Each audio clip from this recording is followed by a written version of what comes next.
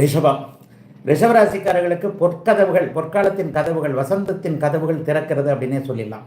ராசியிலேயே குருவும் சுக்கிரனும் ஆரம்பத்தில் இருக்கிறாங்க. இந்த வாரத்திலிருந்து 2வது வீட்டிற்கு சுக்கிரன் மாறுகிறார்.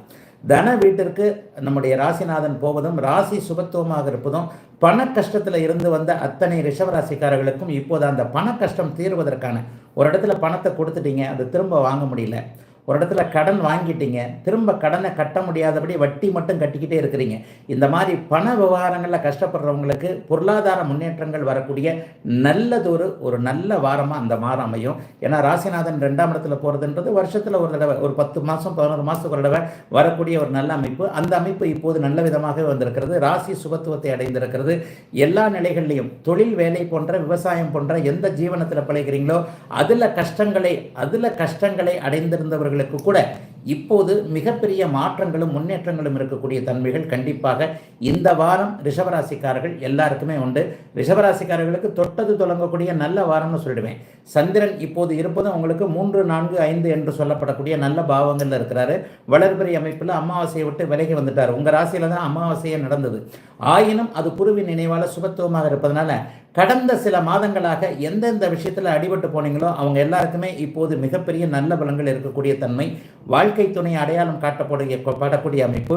இளைஞர்கள் அத்தனை பேருக்குமே ஒரு பெரிய அளவில் முன்னேற்றத்தை தரக்கூடிய அமைப்பு. இளைஞர்களுக்கு நட்புகள், காதல் போன்றவைகள் உருவாகக்கூடிய, எல்லா நன்மைகளும் கிடைக்கக்கூடிய ஒரு சிறப்பு முன்னேற்றம் இருக்கக்கூடிய அற்புதமான நல்ல மாற்றங்கள் நிறைந்ததாக இதை சொல்லிடலாம்.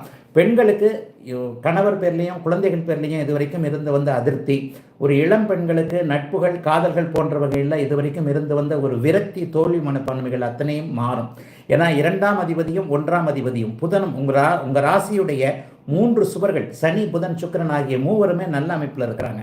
தனாதிபதி தன வீட்டிலேயே இந்த வாரத்திலேயே 2ஆம் வீட்டிற்கு மாறி வலுவாக இருப்பதும், ராசிநாதன் அவருக்குடைய இருந்து சுபத்துவமாக இருக்கிறதும் மிகப்பெரிய மேன்மை.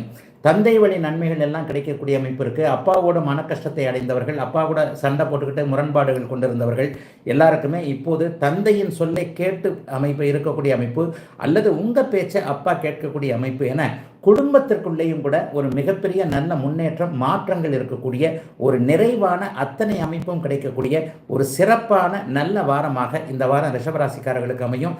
குறிப்பாக ஒரு 50-60 வயது தாண்டினவர்களுக்கு ஆரோக்கியம் நல்ல விதமாக இருக்கக்கூடிய, இதுவரைக்கும் மருத்துவ செலவுகள் இருந்தவர்கள் எல்லாருக்குமே அந்த ஆரோக்கியம் நல்ல விதமாக வந்து மருத்துவ செலவுகள் நிற்கக்கூடிய ஒரு நல்ல வாரமாக ரிஷபராசிக்காரர்கள் எல்லாருக்குமே இந்த வாரம் அமைஞ்சிருக்கு.